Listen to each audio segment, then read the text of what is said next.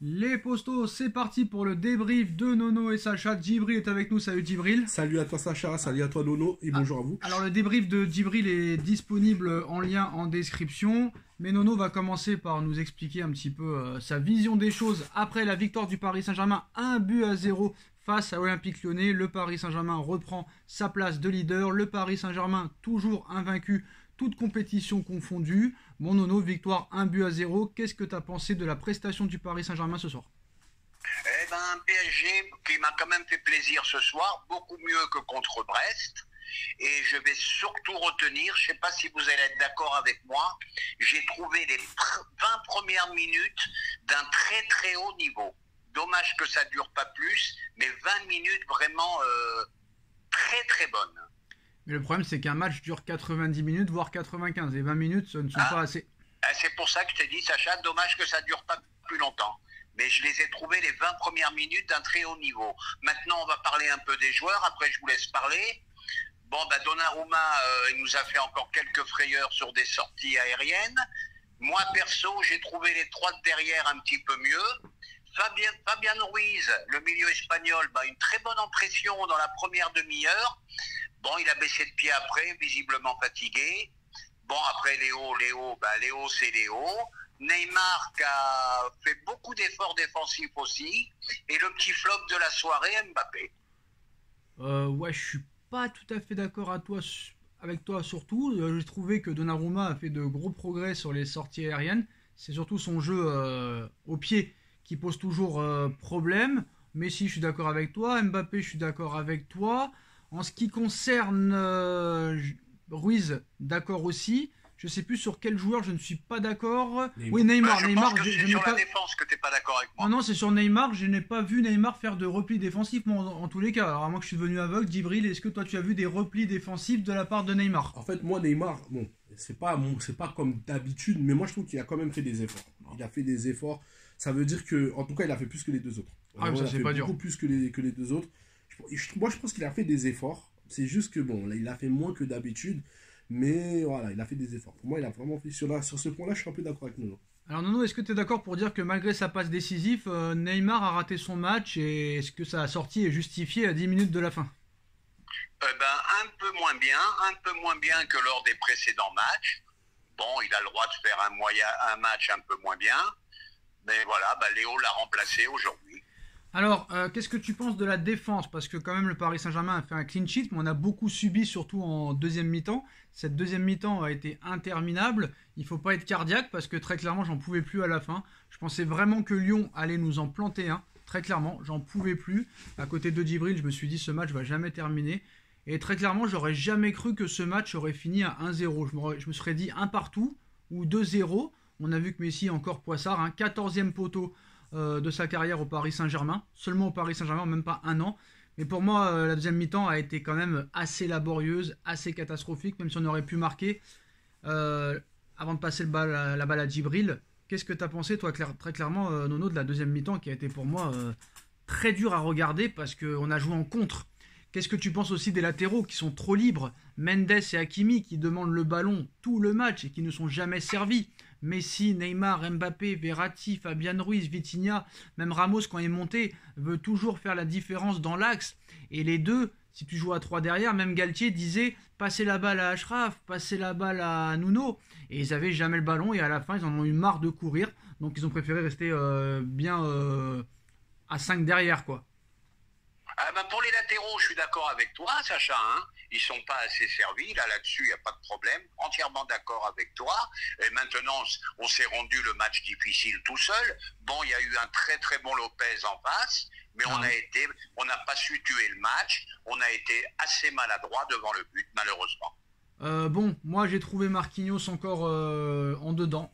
Très. Et un peu mieux quand même, moi, non. Sacha. Non, pas du tout. J'ai pas trouvé du tout Marquinhos serein. Je l'ai trouvé en très grande difficulté. Et heureusement qu'il y avait encore Danilo ce soir. Qu'est-ce que tu as pensé du match de Danilo? Mais Marquinhos ce soir un peu mieux? Non, pas du tout. Moi, après, c'est ton avis. Mais Danilo, moi, je l'ai trouvé assez rassurant et vraiment très solide ce soir. Et Ramos, il le critique dans les commentaires, mais j'ai trouvé que c'est l'un de ses meilleurs matchs cette saison.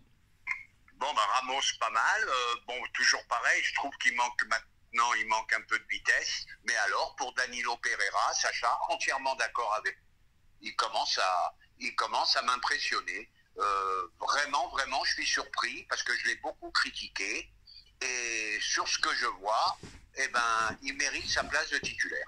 Alors, Djibril, faut rappeler aussi que Danilo Pereira n'est pas un défenseur central de métier, hein, c'est un milieu de terrain, une sentinelle à la base. Le PSG l'a recruté pour ça. On se rappelle que Tuchel, lors de ces 6 derniers mois, a mis Danilo Pereira en défense centrale. Bon, je ne vais pas reposer la question, est-ce que Tuchel avait raison? Vous avez déjà répondu. Mais qu'est-ce que tu penses du début de saison canon de Danilo Pereira, qui est le meilleur défenseur du Paris Saint-Germain à l'heure actuelle? Franchement, Danilo Pereira, je ne m'y attendais vraiment pas en toute sincérité. Vraiment, il s'est bien intégré à ce système-là. Le fait qu'il soit derrière et qu'il soit axe gauche, franchement, ça va. Il commence vraiment à s'intégrer.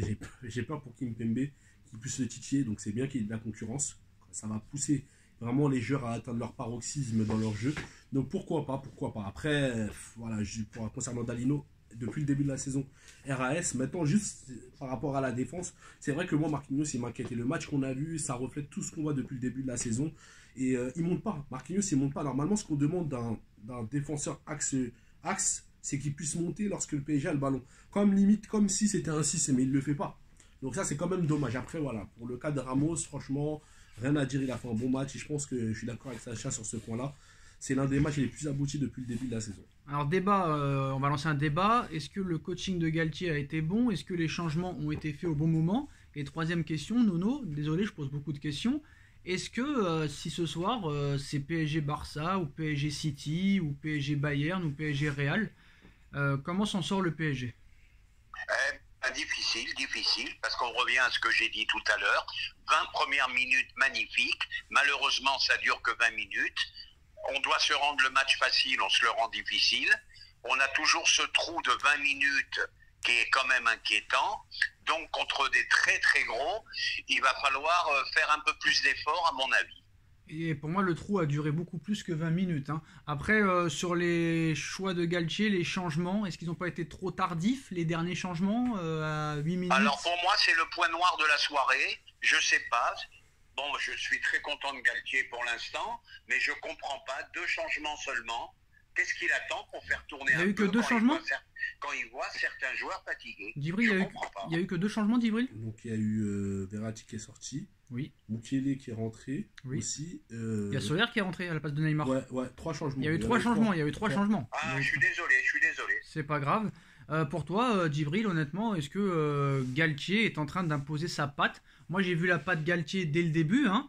J'ai été vraiment très surpris de son jeu. Je ne pensais pas que le PSG pouvait jouer comme ça avec Galtier lors des 7-8 premiers matchs. Mais pour moi, force est de constater et d'avouer que depuis quand même quelques matchs, depuis cette deuxième mi-temps contre la Juve, quand même, le Paris Saint-Germain, pour moi, a baissé de niveau, a baissé de rythme, a baissé en intensité. Alors certes, il y a beaucoup plus de discipline qu'avec Maurizio Pochettino, mais je trouve quand même que cette deuxième mi-temps contre la Juve a fait très mal, parce que la deuxième mi-temps contre la Juve, on est absent, on les laisse venir, on laisse subir. Contre Brest, ça a été catastrophique, j'ai perdu 1h30 de ma vie, très clairement. Et là, ce soir, c'est un peu mieux que Brest, mais c'est pas non plus fleurichon. En fait, le problème, c'est que chaque match est entamé de différentes manières. Par rapport à la question que tu m'as dit, est-ce que, par exemple, si ça avait été PSG Barça, PSG City, c'est pas pareil. Les joueurs, ça dépend contre qui ils jouent. Par exemple, s'ils vont jouer contre City, là, ils vont vraiment doubler d'efforts.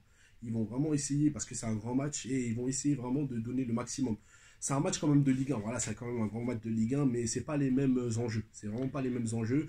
Et Neymar, Messi et tout, ils voudront vraiment essayer de montrer leur vrai niveau en Ligue des Champions. Maintenant, concernant ce que tu dis, oui, c'est vrai que depuis la Juventus, le PSG, il lève un peu le pied. Et ça, c'est dû au fait que ces derniers matchs de PSG, ils ont joué à bloc bas. Normalement, ce qu'ils devaient faire, c'est de jouer à bloc bas, d'ailleurs, à bloc très haut, excusez-moi, pour justement être dans le camp de l'équipe adverse afin de les empêcher de pouvoir créer leur jeu. Mais le problème, c'est que le PSG, ces derniers matchs, il faisait un bloc bas, alors que nous, on n'a aucun joueur qui est capable de supporter le jeu sans ballon. Il jouait à bloc bas et il laissait l'équipe produire leur jeu.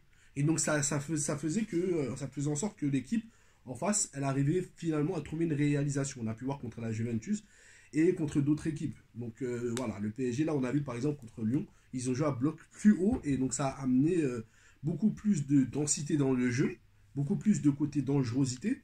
Et voilà, on a fait un clean sheet. Alors Nono, peut-être que la trêve internationale tombe bien. Ce qui est bien, c'est que le Brésil joue en France. Bon, l'équipe de France joue en France, c'est normal. Blessure de Marco Verratti, sûrement un claquage. Ça va durer peut-être 2-3 semaines. Donc cette blessure peut-être arrive à temps pour Verratti, qui pourra très vite se remettre. Surtout que Verratti ne joue pas la Coupe du Monde. Donc ça, c'est une bonne nouvelle. Mais bon, si c'est 3 semaines, bah, ça pourrait aller. Honnêtement, toi, est-ce que tu penses que le PSG va revenir plus fort après la trêve internationale? Est-ce que le PSG va refaire des matchs qu'on a vus en début de saison, ou est-ce qu'on peut s'attendre à voir les mêmes matchs qu'on voit depuis le match contre la Juve? Le problème, et je sais que tu n'es pas trop d'accord avec moi, Sacha, mais ils ont une telle marge en Ligue 1 que pour eux, c'est facile et ils ne font pas les efforts qu'ils doivent faire pour s'habituer. Ça n'a pas été facile. À faire du pressing, à défendre. Voilà. Je pense que la Ligue 1 est trop facile pour eux. D'accord, alors si c'était si facile que ça, pourquoi tu mets pas 4 à Brest, t'en mets que 1, et pourquoi tu gagnes que 1-0 ce soir? Comment ça se fait que des fois la Casette, il dribble tous les défenseurs? Je sais pas, quand c'est très facile, tu gagnes 5-6-0 tous les matchs. Et là, c'est pas le cas depuis quelques matchs. Ben, je suis d'accord avec toi. Alors, il faudra m'expliquer pourquoi ces trous de 30 minutes, pourquoi on tue pas le match quand on doit le tuer. Non, mais tu dis la Ligue 1 est facile. Tu dis la Ligue 1 est facile. Il n'y a pas une intensité continue comme elle devrait être. Non, arrête, Djibril, il y a eu l'intensité ce soir. Lyon a mis une très grosse intensité ce soir. Après, le problème, je pense que c'est quoi? Le vrai problème, c'est quoi? C'est qu'on n'a pas de vrai neuf. Et les 3 devant, ils sont trop électro-libres et ils ratent beaucoup. Les 3 devant, ils ratent beaucoup. Non. Et donc, le fait qu'ils ratent beaucoup, donc ça fait qu'on n'arrive même pas à se procurer beaucoup de buts. Non, je suis désolé, je peux pas être d'accord avec toi quand tu dis ça, que la Ligue 1 est trop facile. Si c'était trop facile, ce serait comme à l'époque de Laurent Blanc, où on gagnait les matchs tous 6-0, 7-0, ou la saison d'Emery en 2007-2008, où il gagnait tous les matchs 8-0.